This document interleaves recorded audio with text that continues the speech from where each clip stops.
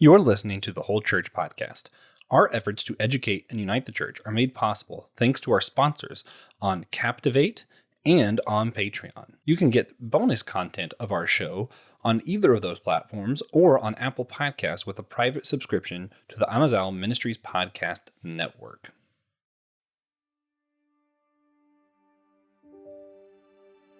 Exodus 35, verses 10 through 19 in the Christian Standard Bible read, "Let all the skilled artisans among you come and make everything that the Lord has commanded. The tabernacle, its tent and covering, its clasps and supports, its crossbars, its pillars and bases, the ark with its poles, the mercy seat, and the curtain for the screen, the table with its poles, all its utensils, and the bread of the presence, the lampstand for light with its utensils and lamps as well as the oil for the light, the altar of incense with its poles, the anointing oil and the fragrant incense, the entryway screen for the entrance to the tabernacle, the altar of burnt offering with its bronze grate, its poles and all its utensils, the basin with its stand, the hangings of the courtyard, its posts and bases, and the screen for the gate of the courtyard, the tent pegs for the tabernacle and the tent pegs for the courtyard, along with their ropes, and specifically woven garments for ministering in the sanctuary, the holy garments for the priest Aaron, and the garments for his sons to serve as priests." Here, Moses is having the children of Israel prepare the tabernacle in the way God commanded. We see everyone working together for the crafts, tailoring robes, and decorating the worship area. Even though we are no longer under the laws of Moses as Christians, we believe aesthetics can play an important part of worship still. Elizabeth Clyde, Pang. Why do you believe God had the people of Israel put so much into the decor of their worship area, and what can the church today learn from that? Yeah, I think one of the main reasons is just to show that this area, this worship area, is going to be set apart. When you enter it, you are supposed to give reverence to it. I was just telling Taylor the other week when I went to Catholic Mass with my grandmother, and we walked into the tabernacle, and we had the stained glass, we had the all the brass adornments and whatnot. It just felt different versus walking into an auditorium of a modern church. So it had still the reverence feeling when I went to Mass with my grandmother, which atmosphere plays a big role in worship. Yes, you can worship anywhere and everywhere, but the posture and the location can help as well. Oh man, I don't think I could possibly say that better.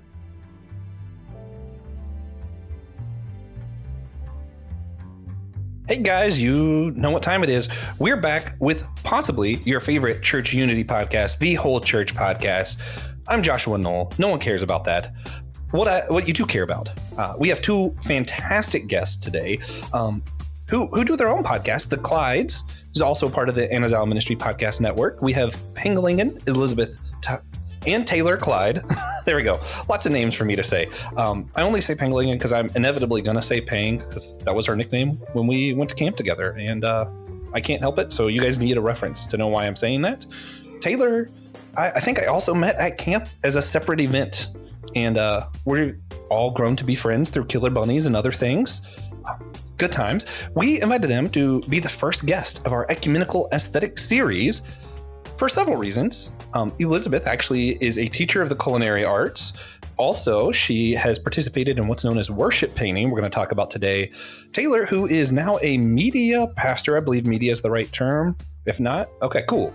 I got it right. And also, he used to be a worship pastor, and he just likes art. So it just made sense for him to be here. So welcome to the show, guys. Glad to be here. Oh, yeah. And of course they're glad. Of course they're glad when we're here with the phenomena. A lot of people are talking about One Piece these days. Maybe the Florida State Seminoles crushing LSU. I don't know.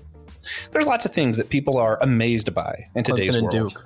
But one thing that never fails to amaze the legions of people out there is the wonder that is the most talented co-host to ever co-host a podcast, TJ, Tiberius Juan Blackwell. Welcome to your show. Thanks. So, if you like what we're doing here, for some reason, check out the other Anazal Ministries podcasts network.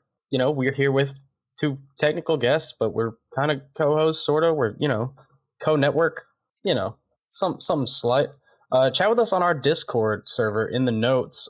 We love to answer questions, and by answer questions, we mean ask that question you ask to someone else to get the right answer and relay that back to you. So take full advantage of that. Yeah. And also, Elizabeth is one of the co-hosts of Systematic Geekology that TJ and I are both on. And, I say co-host, but I've been noticing, it's funny because like the recording schedule and the airing schedule is a little bit different. Usually the recording schedule is a little bit more fair, a little bit more spaced out. If you've been following SG, the last like 5 episodes in a row or something are all Elizabeth. I'm like, she's nailing it out there. Anyway, you guys may or may not know that I have a favorite form of church unity that we get to talk about on this show. And it's been scientifically proven that you cannot have disunion while being silly. So my favorite form of unity is silliness. And we will participate in that spiritual practice today with a silly question. Today's is, which scripture do you think would make for the worst Van Gogh painting? TJ and I'll go first. Give you time to think about it. TJ. So I think it kind of depends on the version you're reading. Because I read the CSB, the Christian Standard Bible, and it doesn't read like this. But if you're reading the American Standard Version of the Bible, Psalms 38:5 says, "My loins are filled with burning, and there is no soundness in my flesh." I think that would not be a good Van Gogh painting. Man, I'm tempted to say, what's that psalm that says, "Blessed are those who dash the babies against the rocks"? Like that has to be bad. But it can make for like a dark, twisted kind of, like, I'm sure someone out there would like that. So instead, I'm going to go with that genealogy at the beginning of the book of Matthew, because there's no way he could make that good. Taylor, what do you think? What's the worst Van Gogh painting for a verse? So, yeah, you know what I mean? What is the what's the lady who like takes the tent peg and drives it into the tent peg lady has always been close to my heart. She just pop, right there. I would almost not want to see that on a Van Gogh painting. But it could be cool with the swirls, red swirls over here.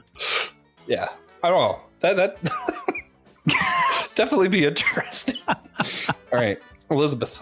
So the first thing that came to mind, but it sounded more like a true crime than a Van Gogh painting, was when they pretty much raped the person to death, the woman, and they cut up her body and sent each piece to each tribe of Israel. Like, I would not enjoy that painting. Ooh, yeah, no, that's bad. That's also Judges. Yeah. But then also Leviticus 20:15, if a man's lies with an animal, he shall surely be put to death. Yeah, that one's. And you shall also kill the animal. That's just the absolutely not. Like, we don't want to see that. Poor animal. That would be a pretty bad Van Gogh painting. The animal didn't have a choice in this. So you have animal cruelty. It's just not okay. That's just bad. She might have won. I think she wins. Okay, Yeah. So one of the main reasons we're doing this series, and not the silly question, is because of our belief that beauty can bring people closer to God and to one another. So we have a few questions we're asking everyone in the series to go along with that belief. So I hope you guys are ready, but if you're not, you have until I finish this sentence. So could you tell us of a time where you've seen God in the beauty of creation outside, not human creation? That is kind of cheating. And whoever wants to go first can go first. Like outside as in nature? Yeah. What about you, Clyde? Yeah, I'll give you some time to think on it.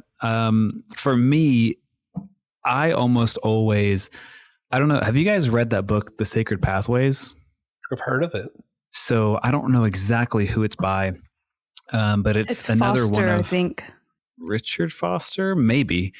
But it's one of those sort of that it's kind of like a personality test, only this one asks you a series of questions, and it kind of, not to shift the conversation too much, but it kind of lets you know how you best connect with God. And one of those ways is the naturalist. And that's a person who experiences God most and most strongly through nature and stuff. And so I don't know if that's me. I haven't taken that test yet. I need to, but every time I am out on the water in my kayak, or if I'm just looking at an open body of water, it is like the most spiritual experience for me for some reason. There's just something about whether it's calm water and that is encouraging, or if it's just washy waves hitting up against the battery over in Charleston, like that, to me, the Lord speaks through that as well. So I think it's really just anytime I experience water, that's when I really see the beauty of God and really his character too, most often. Yeah, I strongly relate to that. Mine's also not really water, but one of the most, I guess, memories that came to mind was it was right after like a tragedy just happened in my life, and we just happened to have like a beach trip with work planned, and so I just woke up super early in the morning, completely pitch black dark, and I grabbed my journal and I just sat on the beach and I waited for the sun to rise because I was so hopeless. And I was like, I just need the sun to rise, like, and it just showed it was a new day. And like God is going to redeem the day. So I feel like sunrises are super like spiritual for me, because even as long as that sun is rising, you have like purpose in your life. Man, you got to be careful. We have 3.5 Pentecostals on right now, so we might just start speaking in tongues. Hallelujah. Oh, man. So another question we're asking everybody, just see if you could share a moment with us, if you have one, that you felt a special connection to a painting or sculpture or anything like that. Elizabeth has one. Claude Monet water lilies paintings. When we went to MoMA, which is the Modern Museum of Art in New York City, like this painting took up 3/4 of the wall. And it was just like you felt like you were immersed into that painting. And it was like, it was so cool because it was one of those things where I learned about this in a textbook and I got to experience in real life. So it just felt really surreal. That does sound nice. That's awesome. Yeah. Good luck following that, Taylor. Yeah, good. Technically, he was there too. Yeah, funny story. We walked all through that museum and we're about to leave, and Liz is so upset because she goes, I'm pretty sure they had a whole Monet exhibit. We missed it. So we had to backtrack through the whole thing, and we eventually found it, thank God, because it was an entire room full of multiple Monet paintings. That is cool. Mine is sculptures are cool. Mine is also related to painting. I haven't had many moments, spiritually marking with sculptures. But the other day I had a crazy week at work. And so over the weekend, I enjoy spending time alone. That's kind of how I refresh and refill. So drove downtown, about 30 minutes to the Gibbs Museum of Art. And I had never been. Yeah. And really cool stuff. I mean, they had several floors, I think 3 or 4 different floors of art pieces, everything from super old furniture to a couple of sculptures, mostly paintings. But one of the exhibits, I can't remember the artist's name, but one of the exhibits was a Black artist, and she did a self-portrait of her, but it was almost as if she was like a silhouette. And on the inside of all of it, they were just blooming flowers. And growing up, flowers kind of has a special place in my life because growing up, my mom would always tell me to bloom where I'm planted. And that was kind of her default response, right, to difficult situations, whatever else is happening. So that kind of always has a special thing. And I remember when I first saw this piece in that museum, I just kind of stood there and I just kind of waited. And I wasn't like waiting for the Lord to speak, or I wasn't like looking for something to jump out or anything like that. I just kind of sat in that for a moment. And it was really, I don't know, to me, it reminded me that people are so much more than what we see on the surface. At one point, we can look at a person, it's not in a painting, we can look at a human being and we can assume something, we can see something. But then, as illustrated by the painting, it was a totally different thing happening. There's all these beautiful colors and textures of this flower that I hadn't, seen on the outside, but they were there. So that was a really cool experience regarding that specific painting over at the Gibbs Museum. Yeah. That actually reminds me of a story that very conveniently is going to segue to the next question. and also Elizabeth will relate to half of this story. So when I was young, my mother and I, we really liked going to the Cherry Blossom Festival in DC. Oh, and, wow. Cherry blossoms are just always beautiful. And then when I was in college, to like solidify my love for cherry blossoms, I watched the anime One Piece. Everybody's really into that right now because of the live action. There's an arc that's not in the live action yet. That's Drum Island. We're going to be talking about it soon on Systematic Geekology. So for, just quick plug, everybody check that out. But in the arc, there is Chopper, the medical person for the ship eventually has this belief that was passed down to him that beauty can heal. And part of that beauty was to recreate this image of a giant cherry blossom tree. When I got in my accident, whenever, I had a lot of scars from the car accident, I actually got a cherry blossom tree tattooed on my arm to cover up some of the scars because cherry blossoms represent new life. There's that healing and art thing. And there's the connection with my mom, right? Say Elizabeth can relate because she got the cherry blossom tattoo from One Piece. So, it was like halfway related. But that belief that healing comes from art isn't just in anime. I actually sent TJ the study last week, I think. But there's studies that prove that there is healing in beauty whenever we perceive beauty. Why do you guys think, and I'll let Taylor answer this one first, why do you believe that God would have wired us this way, that beauty can heal? Yeah. I think first and foremost, it is just the character of God to put the most powerful things in the most simple packages, probably to irritate us. And how often I'm looking at 1, 2, 3, 4, 5 different little degrees on my wall right now in the office.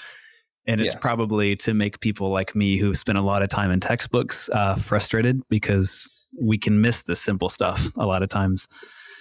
But I think it's probably just, from my perspective, I can see that it, in my experience, it has just kept me grounded and rooted and outside of the heady world of all of the books, that we read and all the knowledge we try to consume. It's like when we get back to the basics and the simple things of just seeing beauty in nature, specifically in my experience, we just really find those simple truths of God, and they're powerful truths as well. It kind of reminds me, have you ever heard of forest bathing? No. Maybe a But little. I am interested. Okay, yeah. So I feel like I've seen people post about it, but not like yes. definition. So from what I understand, forest bathing is this Japanese practice of essentially, and it interestingly enough, it's medically prescribed in a lot of different nations. So doctors in some of these nations will prescribe you to essentially go walk in nature and go walk in the forest, because you observe nature, you breathe deeply, you get fresh air in, and it boosts your health, your mental health, and gets you clarity, all that kind of fun stuff. And it's interesting that they've got data to back up how much health can actually be found in that simple act of just spending time outside, away from the desk, the home, the office, the traffic, all those stresses. You just go into nature, and these doctors are prescribing not pills, but trees and nature and all this crazy stuff. So I think it's probably, for me, most of the time, it's just been that God has been trying to keep me rooted and simplified a lot. I complicate a lot of things, man. Don't we all? Yeah. It's crazy. You can live in a country where you can get prescribed to go touch grass. It's wild. Go outside. Such an interesting That'll be $3,000, please. That. Thank you so much. Yeah. Well, so Elizabeth, did you have anything you wanted to add on to like why you think maybe God built us this way? Yeah, I just think of like the scripture in Psalms, like if he clothes the lily, how much more will he clothe you? And so I just think about also the scripture, like if we don't cry out and worship him, the rocks are going to cry out. And so it all points back to God, even not just us being created, but also everything he created, the plants, the rocks, the wildlife, all points back to God. And it, like, as Taylor was saying, it does heal us, and it makes us slow down and appreciate and to see God's beauty, because us as humans, we sin, we're flawed. People suck a lot. They do. But guess who doesn't talk back to me? Flowers. Oh, you're going to say Taylor. That too, Taylor. But so I think about, as Taylor was saying, the best flower. But it just calms you down. Like it gives you time to be alone with your thoughts and just to like see, like you can see God in everything. I always say often you find what you're looking for. Mm-hmm. So if you go out into a forest or on the beach and you see, like you go search for God, he's going to meet you and show himself in any way. Mm. All right. So before we get to the more unique aspects of this episode, there is another segment we're going to be doing in each one. For the Ecumenical Aesthetics series called The Artist's Corner. So we have a few questions here. We're going to do as many as we can in 7 minutes. Oh, boy. So we could do them all. But 7 minutes from now, we're done, wherever we end up. Okay. So, does your church have stained glass? And if so, what's on it? No, we do not have stained glass. Next Yeah. question, please. I kind of figured that because, Pentecostal. But, so how do you use music or other art in your worship time? Taylor, you go. Like a lot of other churches, we use contemporary music, which I think may be a question, hopefully not. But we use music in our beginning portion of service to kind of give everybody a chance to sing, get on the same page, cool down from just yelling at your kids getting out of the car before we open up our hearts to the message. We play. What was the first part of the question again? How to use music or other art in your worship time. Okay, fair. And just in the worship time. So yes, we have a full band that plays during the worship time where we lead people to corporately sing songs together. Elizabeth, we go to the same church, so samesies. Yeah, so does your church have a flag? And if so, what do you know about it? I mean, the Assemblies of God does have a flag, but we don't display it at our church. Is that all you know about it, that you don't display it? Correct. Okay. So if your favorite Bible verse passage were a painting, what would it look like? It's going to have to be Romans 5:8 for me, where Paul talks about God demonstrating his love for us. And so it's probably going to be some kind of cross, but not necessarily. God he demonstrated his love for us in that while we were yet still sinners, Christ died for us. So I think it would be a blend, right? You would see in one corner the cross marking the sacrifice of Christ, but in like another corner, you'd have it blending into an illustration of like a carnal lifestyle, right? You got, debauchery. I just wanted to say that word. You got people drinking like crazy, crazy other things that you portray as a debaucherous lifestyle. Again, wanted to say that word in a different form that time. But yeah, probably that. Would it be just the cross or like a crucifix? It would have to be, he would have to be on the cross, I believe. Okay. That's the demonstration. Yeah. Makes sense. What about you, Elizabeth? All I can think of, I would think of favorite paintings, which has been Starry Night by Van Gogh. And so I'm trying to think of there's so much scripture about lights and heavens and stars. So I'm trying to have trouble picking one. So the first one that I found when I did a quick Google search, praise him, sun and moon, praise him, all stars of light, praise him, highest heavens. So Starry Night, boom. Okay. We're going to say that's cheating, but that's cool. So what is the most unique piece of art that you've ever seen or heard? I have to cheat on this one, Liz, because I was just talking about the Gibbs Museum, so it's fresh in my mind. Mm-hmm. There was this piece that was, I don't know if it's classified as mixed mode or not, but there were all of these different shapes, and it was about 5 foot tall by probably 10 foot wide. And in some of the shapes, you could see black, but in some of them, there were screens.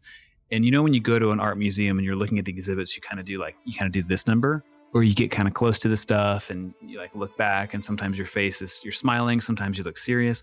Well, in some of the shapes were screens, and on some of the screens, you saw somebody else doing the exact same thing. So it felt like you were in the exhibit being watched by people, and it was bizarre, but I loved it. That's wild.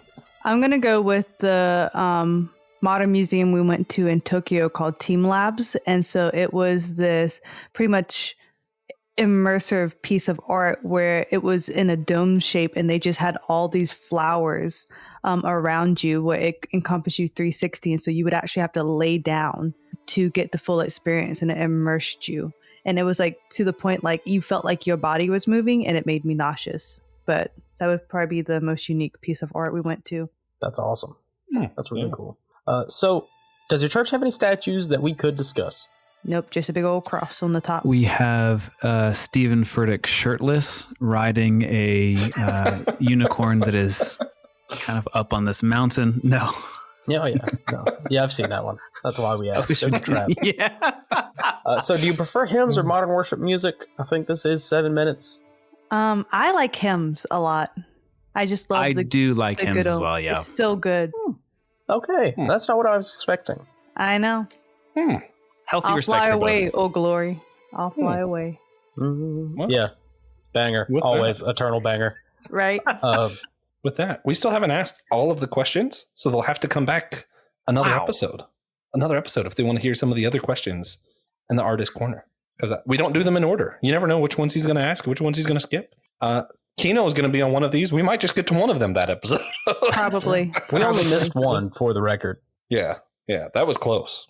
That's because they cheated, though. They both go to the same church. Yeah. Yeah, okay, that's fair. true. That's fair. I mean, we're husband and wife. It would be bad if we did not go to the same church. Ooh, that's a conversation, though.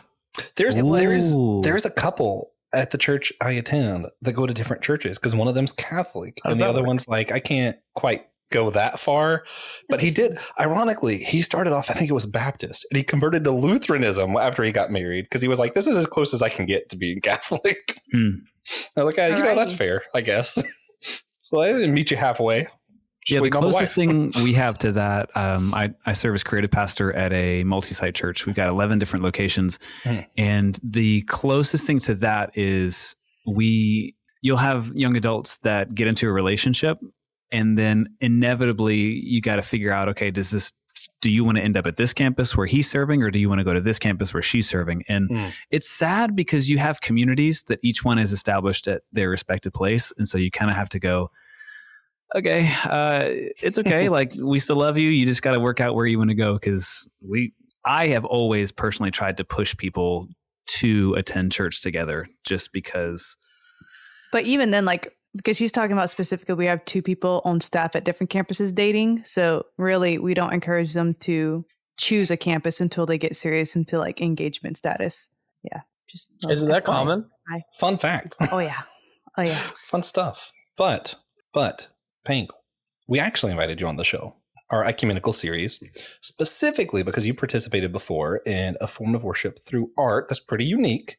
A lot of charismatic churches might do it, probably a few others, but it's called worship painting. Could you explain to our listeners what is it and what your experience with it was like? Yeah, so pretty much the most common form of worship painting, like you can do this completely on your own, just like you can worship without someone to lead into worship. You can do it behind closed doors with some music. And it's just pretty much a form of worship to God through painting. So the times I've done it has been most seen is doing the worship set of the singing at church. And I think I have painted during the message a couple times before, but it's specifically during praise and worship. And I try and end the painting by then. So it's very quick painting, because how long is like a worship set? Like 20-25 minutes. So my talent has not been, I'm not like Van Gogh or Picasso or anything like that. So with me specifically, I would plan what I was going to paint via the set list. And so there's some people who would be like, I'm just going to let the Spirit lead me, and I'm going to paint whatever I feel in that moment. But me personally, I would ask for the set list. I will listen to it on my own. Kind of like, and just get an idea of what I wanted to paint, and then I would go forward in knowing what I wanted to do during the worship set. Yeah, so that actually kind of crushes some of my misconceptions, I guess, because I always thought that it was mostly charismatic churches because people would come up and the Spirit would take over and they would just start painting was kind of the idea. But you're saying like planning ahead, it's not necessarily that. Yeah, no, it depends. Everyone's different. Me personally, maybe because I didn't feel like I had enough confidence to do it, sporadically or spontaneously. But just like as someone would rehearse songs before they played them on Sunday mornings, or rehearse a message before, they preach it on Sunday, I enjoy doing that. Plus, it is a very quick time. So if it was a more complicated painting, I might have sketched out like some guidelines before I started the painting as well. So it's not like speaking in tongues and just like abstract art then? No. Huh. Because you just turn into a little bit of a challenge. Kind of, it is. Yeah, it is kind of nerve-wracking. And so I feel like it's the heart. Like that's how you turn a song into a worship song. Like you can sing, God's love in a monotone voice and not really believe it. Or you can, really worship the Lord through the song, because unless like if someone goes up there and sings a song, you can tell like a little bit of their heart, or if it's just for show, you know what I mean? And I feel like the same thing with painting. Like you can either go in and do it as a show or a gig to get paid, or you can do it as saying, this is a talent that you've given me, God, and I want to show it off for your glory. And then I've had people, I've never really like sold the paintings or whatnot, but I've had people who usually afterwards they offer like, that spoke to me, I need this type deal. And I just said, give me a donation the few times that I've like sold paint, just to pay for supplies and whatnot. And so people would hang it in their house or nursery, or like it would be hung somewhere else, because that now they had an encounter with God, and now they have a like memento or like a remembrance of that encounter. That's really cool. Well, so it's not necessarily spirit led, for everybody it's different. Mm-hmm. And I know there's like some people, just like you hire like a worship leader to come lead worship, you can hire worship painters, and they might do the same. Just like as a musician will sing their songs over and over again, they may get really, really good at a painting, and they do that. I don't want to say skip, but they do that painting over and over again. I know like the really talented ones, like they paint one thing and it looks like one something, but then you turn it upside down and it's something else. Oh, that's and cool. So Yeah. Awesome. So do you keep them? yeah, I have quite a few in a closet somewhere. We went to my in-laws the other day, and I kept on staring at a painting. I was like, man, that looks really like that. I was like, wow, that's really good. And she was like, do you remember this? I'm like, no. I'm like, who painted this? Like, it's so good.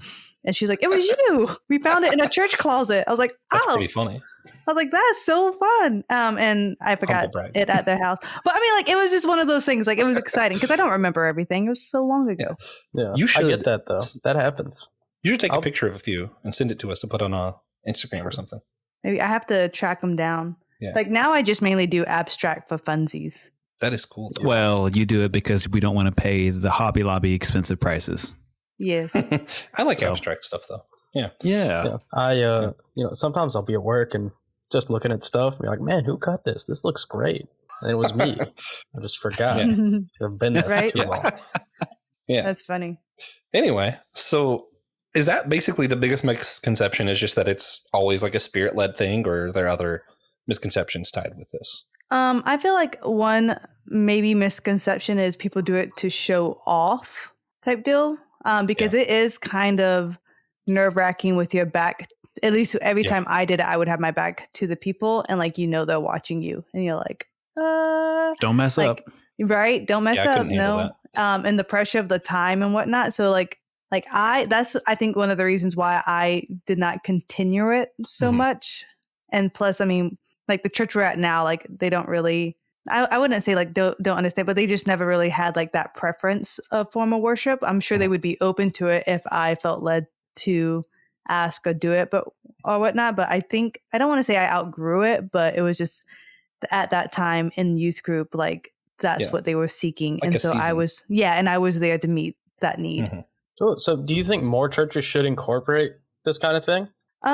I always love it when we go to conferences or events and I see that. I get really excited, but I'm an artsy person. And so I know one of the misconceptions is it can be very distracting, but I love watching something from nothing come into life and like wondering how it's going to happen. And I just like you see someone dance or you see someone sing or you see someone do spoken poetry, that's someone's form of worship. And so I know I joke around when I used to just crush on Taylor when he was leading worship. I was like, I'm getting distracted. Oh no. Focus. So, I mean, like you can choose your distractions or whatnot. Like you can choose to stare at this and be like, what is she doing? Or you can choose to like really like sing along and experience like, wow, like look at God using this person with their talents. Yeah, I think it is a choice. That's with every single thing, down to the color of the pews and everything. Like everything can be a distraction, right? Everything that we do can be something that removes the focus away from Jesus and goes on to that. However, I don't think that should remove that thing from the experience. So a while ago, my mother-in-law gave me this book for Christmas called Brim. I brought a prop today.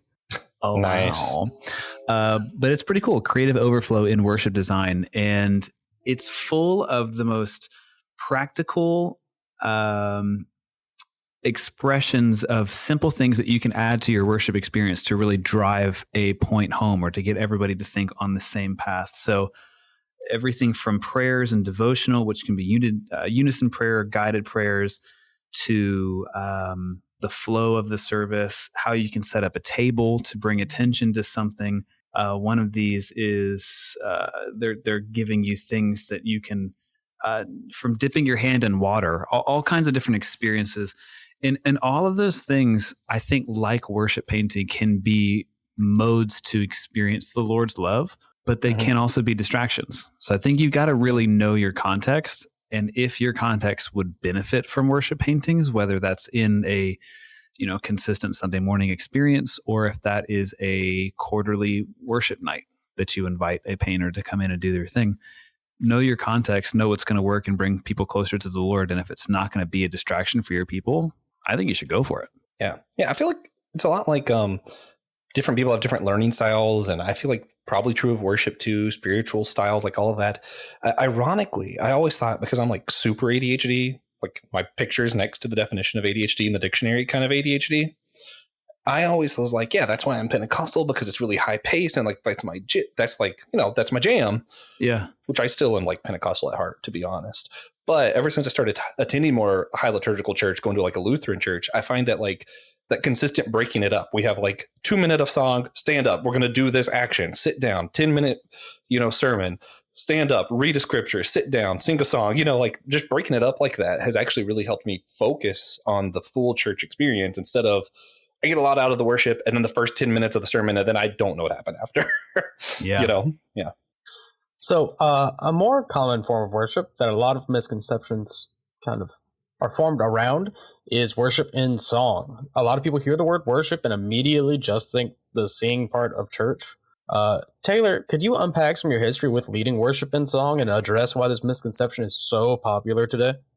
I was privileged to sing and play in what we call worship teams, which is interesting that you would say that, because we have now distinguished teams, right, that are just covering worship. And if you're ushering, that's not worship, doesn't count. If you are in the kids area, it doesn't count. That's not worship. You have to be on the worship team. But I've been able to lead adult and kids and student worship in different seasons of my life. And I really do think that is the common misconception, that people do associate worship with singing. And I only worship when I'm in that room with you and the smoke is there, the lights are down, the speakers are going, the full band is having their moment. And then when the word is happening, that's not worship. And when people are passing offering buckets or bags, that's not worship. Or when people are cradling babies that are crying in the nursery, that's not worship. Worship is when I'm having my 15 minutes to 25-minute experience with all that stuff I mentioned earlier. And that is something that the older I've gotten, it's been really upsetting to see people equate worship to just singing, because I think it removes so much of our ordinary lives that are truly forms of worship. We just don't associate it, and we don't operate as if they are. Yeah. No, definitely. Yeah, it's interesting. I feel like even those of us who, I say us, but you guys know what I mean, those who think really deeply about these things and like intellectually we know that worship is way more than just the singing things. I feel like a lot of us still catch ourselves when we say worship, we mean that.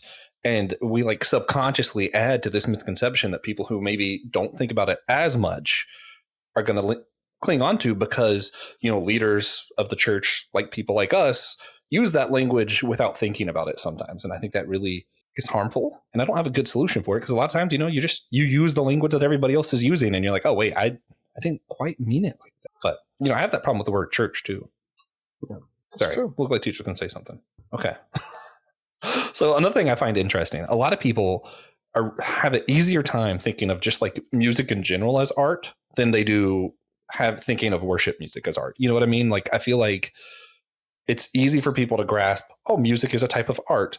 But if you talk about worship music as art, I feel like people get a little bit weird, a little bit like, about that. Why do you think that is, Taylor? I'm not sure why I think it is. I do think it is unfortunate. because just like there are thousands, we keep harping on Van Gogh, but just like there are probably thousands of canvases that we are not privileged to see that Van Gogh worked on in his upbringing, I think there are hours of practice times that musicians on church singing teams, not worship teams necessarily, though they are encompassing, but there are hours of unseen moments where they have practiced their fingers down to calluses. That is just as important as that with Van Gogh. And I think that it is all worship and it is all an art. I'm not sure why. Interesting. I have my own hypothesis to this that Sure. is maybe a little mean. So I might need you to correct me and rebuke me. Part of it, me wonders if it's because of how modern worship music is written, like from like a music standpoint, because a lot of it's very repetitive and a lot of like, we're going to say this and it's like very formulaic, as opposed to like old hymns. I have a very easy time seeing some of those other hymns. It's like, yeah, that was a work of art. Amazing Grace, phenomenal, but then I hear the next song. I don't want to pick any particular bands because I don't want to be mean to anybody, because I love a lot of these worship songs that sometimes are repetitive, but you know what I mean? Like it's easier to think of some of these hymns as art. Good Father. Yeah. He said, I'm going to say it. TJ has no problem. But do you think I'm onto something, or am I just being mean? No, I don't think that you're wrong. I think that in the same way, and not to make an unfair comparison, but if you listen to top 40 radio stations, pop music is the four on the floor, it's driving, it's repetitive. And I think that modern worship music has followed suit in that, for right or for wrong. That's just kind of where we are, at least in the terms of many of the set lists that I'm able to see our church do. And in a way, I think it's meeting people where they are, but I think you're right. It has lost. Now, I'll say this before I say anything else. I share a wall right here to my right with our worship pastor, who is responsible for pouring into 11 different worship leaders across the state of South Carolina and really resourcing them and making sure they have everything they need to make Sunday mornings effective from their standpoint. And we are releasing a single at the end of this month called Worthy to Be Praised. Really excited about that. But I got to see the months of preparation that went into writing that song, not the preparation, the months of writing that song. And so, yes, modern contemporary worship songs can be criticized for being repetitive. I'd say not all are, but many are. Mm-hmm. And because of that it gives it a bad rap, because man, you look at some hymns and you're going, that's 6 verses of thick boy lyrics. Like, I mean, this is dense material, right? So I think that by that comparison, it is a bit unfair, because it always makes it seem like modern stuff is shallow. And I wouldn't contend that it is. I think it's just, I don't think it sets out to be the same thing. I think worship music today, modern, contemporary, whatever, sets out to be very grabbable. And I think it succeeds in that. Yeah. I think you made a really good point with that pop comparison, though. Because like, I'm even thinking like a lot of modern music, I don't think of as art in general, but when you get to like the more indie stuff, sometimes you'll get to stuff like Noah Kahn, Passengers. I'm like, okay, no, that's art. Oh yeah. That counts. And maybe the same thing's true on the Christian side. Even I don't agree with their current theology, but Gungor stuff, some of that I'm like, okay, that's art. Need to Breathe, even a lot of people don't even know it's Christian. I'm like, no, that stuff is actually really good. So maybe it's just I don't like what most people like. Can I push you a little bit with that? Oh yeah. I think it's like when you're driving down the interstate and you see the PETA billboards and they're like, where do you draw the line? And it starts as like the chicken, then you get to the pig, then you get to the dog, then you get to the whatever. And it goes to like whatever. I think sometimes we can go, okay, the more electronic that it is or sounds, the more it's not art, because it's computerized, it's not authentic, it's not God. But the crazy thing is, there's a guy named Matt Glendenning that's on our staff, and I've seen him produce that song I was talking about earlier. Mm-hmm. And man, you cannot look at me and tell me that when he adjusts the low pass filter and all of the waveforms and all of the compression settings and all those things that he dials in, you can't tell me that he is not he's not experiencing worship right there. because he'll tell you that is his form of worship. And so it is a little bit sad how some of that stuff, when it's very digital and almost poppy, it does kind of get characterized as, well, it's not as acoustic and whatever, It's interesting.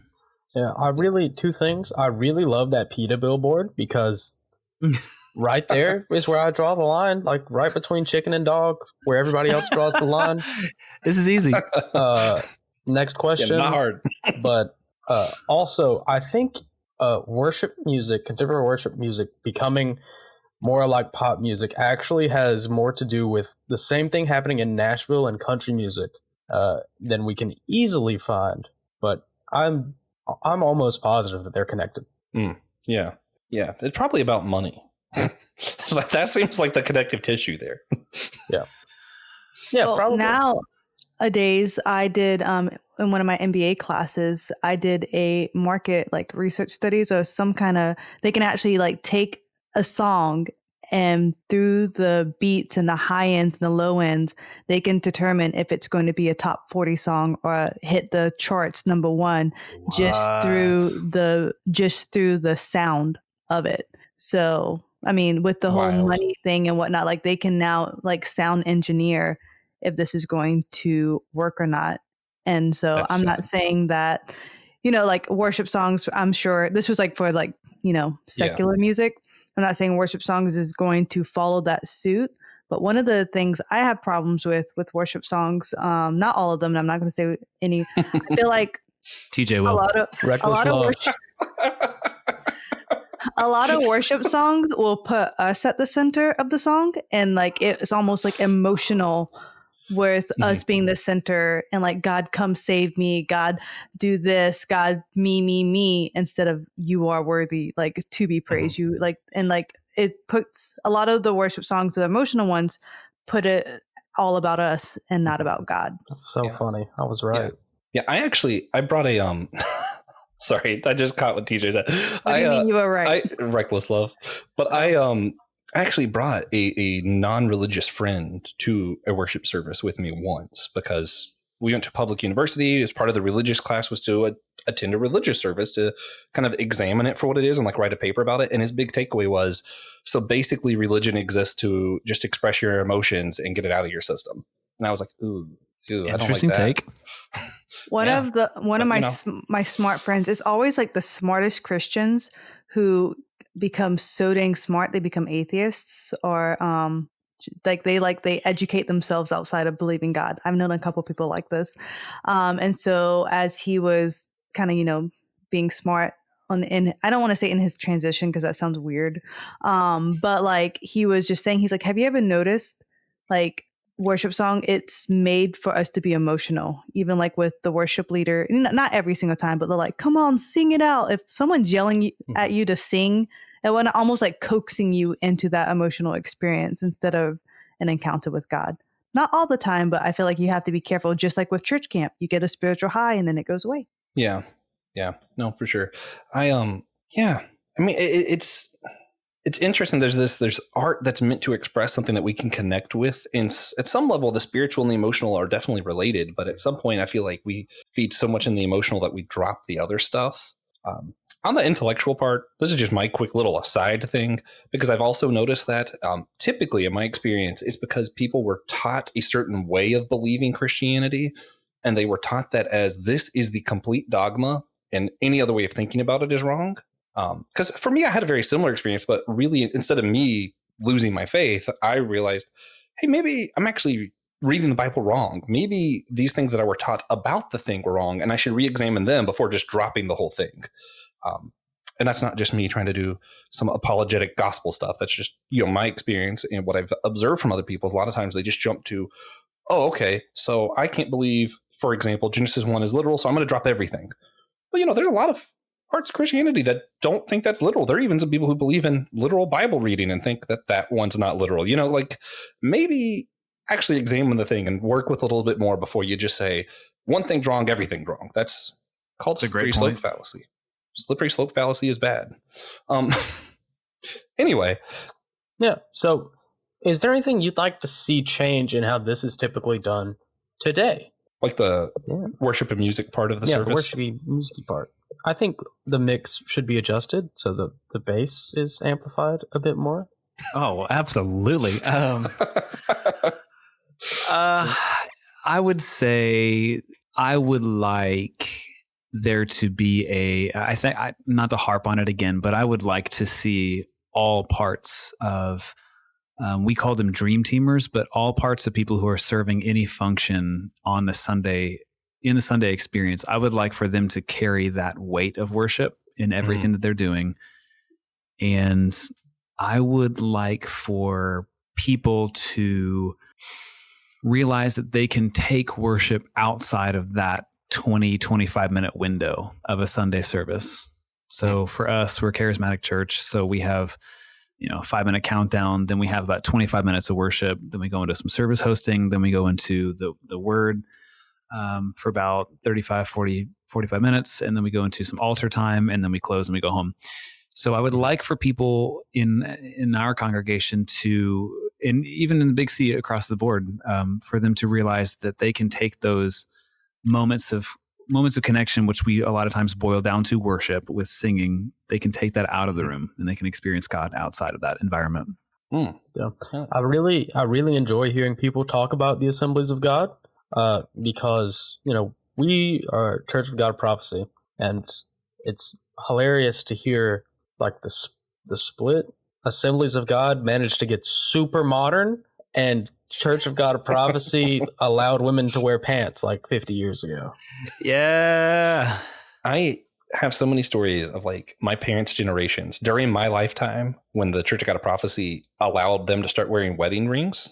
That was like such a big deal to so many people. And I didn't realize until my wedding day that I was like the first man in our family to have a wedding band. And I was like, oh, wow, this is weird.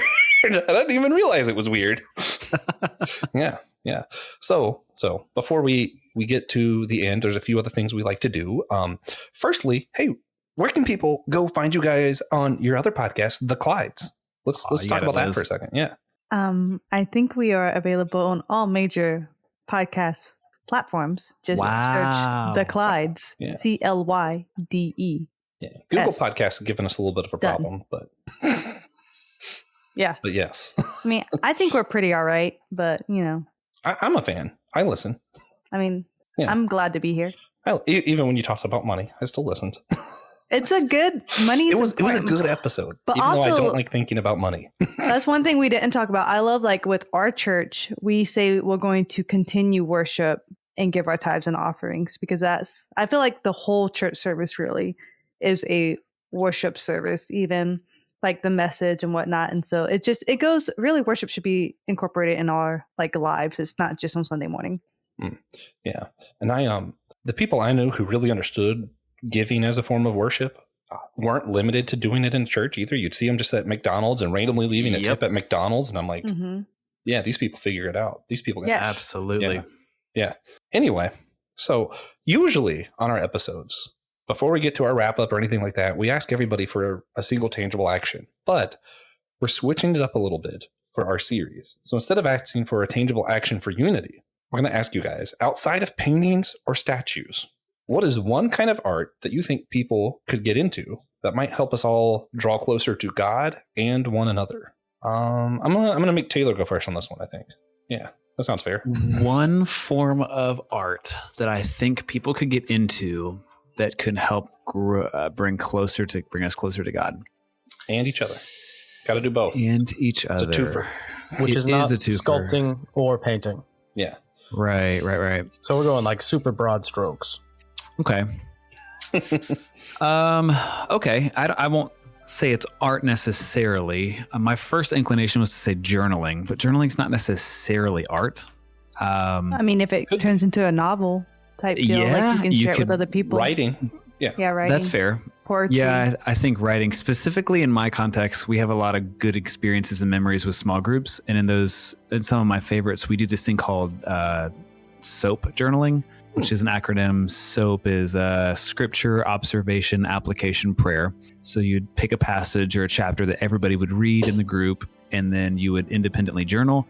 You'd write down one scripture in that passage that stood out to you. You'd write down observations that you see, who's in it, who wrote it, what's happening. Then you'd write down one application that you can apply from that verse. And then you'd write down a prayer. And then we would always be those evil group leaders that would encourage people heavily to share what they've written, even down to the prayer sometimes, because I like when people share their written prayers, because nobody teaches how to pray, you know? They just kind of go, okay, pray. And we don't really teach how to do that very well. So I think that writing and then sharing what you've written from your quiet time with the Lord could be pretty powerful. I've read some written prayers that I think it'd be really hard to say wasn't art. Oh, gosh. Yeah. Yep. Can I say pangs before she says it? Go No. for it. It's not you. You're not going to say what I thought. Oh, We'll see. You changed it? No, I haven't changed it. Oh, is it cooking? No. Okay. Ooh. Baking? That was No. mine last Okay. time, was Ooh. culinary arts. So, Elizabeth, what is it? Okay. Mine, which is, I don't do this, but we have a group at church who does this, knitting. And they have knit blankets for like a local orphanage around here, or they like knit little plushies to take to the MUSC, like the NICU for like premature babies. And so they use knitting as a form, I believe, of worship and to really impact others. That's cool. Man, I gotta say, I would have never thought of that answer. That was, I know. yeah, that's pretty good. That's really cool. That's Thank you. solid. Yeah. I'm Me gonna say personally, cooking. no. Oh yeah. Yeah. I said it last time. You can't. Why not? So, what would be the repercussions in the world around us if everyone stopped and took the time to appreciate either knitting or journaling and putting that into practice? I feel like all those things that you just said, it requires people to slow down and to be mindful. You don't just like boom, cook out a meal. You don't boom and you have a prayer journal. You don't just boom and a scarf is knitted. You have to take the time to stop and be intentional with each of those. Yeah. Yeah, that's super good. I think for me, we talked about it. Actually, I think it was in our last episode. We talked about vulnerability and transparency and intimacy Good. specifically. Great episode. Thank you. But I think regarding the writing, from my perspective, if we shared it with each other, that would introduce so much vulnerability. And I think that would be a beautiful thing. I think we could all agree that we need some more openness with each other. Yeah. Yeah. I told you guys, careful. We're going to start speaking in tongues again. Starting all over. So, before we wrap up, we always like to do our God moment segment, which, if you haven't listened, which would be pretty rude, but if you're new here, that's where we just talk about a moment where we saw God recently, whether that be a blessing, challenge, moment of worship, what have you. I always make Josh go first, so the rest of us get plenty of time to think. So, Josh, do you have a God moment for us this week? As always, I have plenty, especially because we didn't record last week, and that's just so weird for us. I'm gonna go with a financial one. I was looking to work a little bit closer. I saw that a Chipotle was opening near here, and I was like, I wonder if I still have any relations, or if they all hate me and will never take me back. And not only did Chipotle say, hey, we want you back, they were like, we want you back. We're going to pay you more than you're making now. And we have big plans for what we think you could do with the company. So get back here ASAP. And my hours, they said, for the next few weeks are, hey, when do you feel like coming in? It won't count against any store, so you have all the overtime you want. And I'm like, sick, bet. So I'll be working pretty hard this weekend, but it'll actually help because I was in need of help, which is part 2 of my blessing, where I was in need of help. And a good friend of mine, TJ, was able to bless me. So I'm thankful for TJ. So I'm thankful and blessed and challenged because I'm going to be working with people again. I need to remember to show God's love daily to coworkers and customers. Yeah. One of life's greatest challenges. Truly. So I will go next to give our actual guests enough time to think, but I feel like they're full of them anyway, so I feel like I should get to go last. But I talked my way out of remembering. Okay, I got it. So one of my best friends just had a baby, which is crazy. You know, like the first person in the friend group to have a child. It's great. We all love her. Her name is Charlotte. And it's just really, really cool to, you know, sort of be I am an uncle. This is different. This is a different type of uncle. Yeah. No Friend obligations uncle's uncle. Yeah. Yeah. That's super cool. And they have recently accepted a position at a church, and they're being so supporting, and it's great to see God work so hard for this family. It's awesome. That is awesome. Yeah. So, Taylor, do you have a God moment for us? I don't want to steal Liz's, but I feel like I might steal part of hers at least. You can go for it. Mine's sort of specific with that, though. So we had a rather difficult situation in our immediate family that kind of shook down this past week, and told several close friends about it.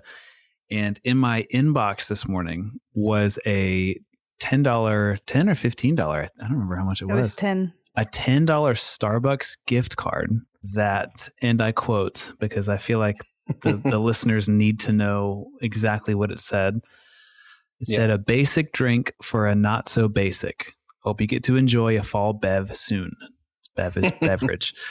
My prayers are with you, friend. And it was just an anonymous thing that somebody had just given me a $10 Starbucks gift card. And to me, I'm an acts of service person in addition to a words of affirmation. That's kind of like my biggest love languages, I think. And so for them to go out of their way to send that really, really kind of spoke volumes to me. So it was, to me, I saw that God, it's that unity that God brings and that compassion that he brings and puts inside of people. And when they act on that, it's like, man, I've read stories about Jesus being moved with compassion and doing stuff.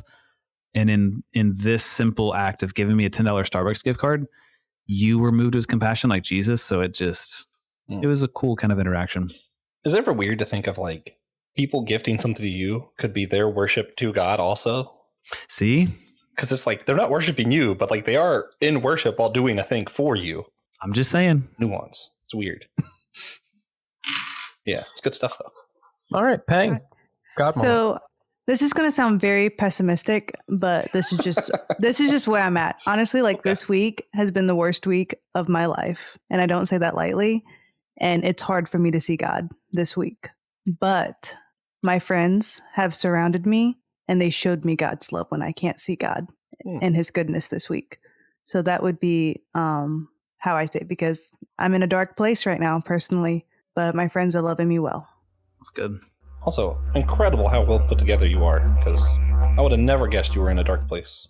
You have to, it's all about mental health. I block it and then I let myself feel later, but then, you block it again to get She through said, the day. "Don't poke me too hard." That's like, that's the most Christian, as in Ashley, thing I think I've ever heard you say. That might be the most similar you and Christian Ashley might ever be, is that sentence. That's funny. If you want to understand that joke, check out Systematic Geekology, wherever podcasts are found. But if you like this show, please consider sharing with a friend, an enemy, share with a cousin. We love our cousins. You can also get merch on the store to support the show. We love to see people rocking the merch. Most of the time, it's just Josh, I think. It's comfy. Yeah, it is comfy, allegedly. I mean, you felt the shirt. All of my merch is magnets and cups. Although the shirt you felt was technically for Systematic Geekology, but it's the same shirt. Yeah. Just comfy stuff. And speaking of Systematic Geekology in the Clydes, if you want to check out some of the other shows in the Amazon Ministries podcast network, the AMP network, if you will, the website for that is in the show notes. We have all kinds of other pods over there. I do another one, Dummy for Theology. TJ's about to start one, Hockey in the Carolinas, or Hockey Night in the Carolinas. I don't know. It's Hockey something. Night in Carolina. Yeah. There is the homily with Pastor Chill Will from Chapel Hill. There is Christian Ashley's Let Nothing Move You. I already said Dummy for Theology. There's the Bible After Hours if you want something a little bit more on the progressive, a little bit edgier side, I guess, maybe. But it's good stuff. Yeah, we hope you enjoyed it. Come back next week. We'll be continuing our Ecumenical Aesthetics series with Dr. Nathan Gilmore, discussing iconography and the dangers of idol worship. After that, we'll be joined by Pastor Will Rose and Reverend Keno Kennedy to discuss our favorite pieces of art from other Christian traditions. And then Dr. Link and Dr. Peter Beck will... Oh, they're both Peter. I got confused. I thought they were both Link. They're both Peter. That's why I skipped one of their first names. Doctors Peter, Link, and Beck will be on with us to discuss how imagery is used in the Bible and the symbolism in some of our church flags. And finally, at the end of season 1, Francis Chan will be joining us.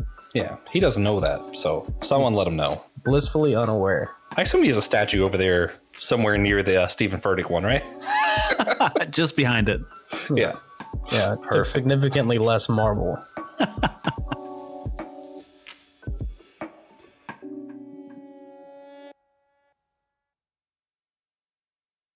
Thank you for listening to the Whole Church Podcast. Again, you could always sponsor our show at patreon.com/the Whole Church Podcast, or on captivate.fm, or on Apple Podcasts. You can also leave us a one-time tip through Captivate. Thank you for listening.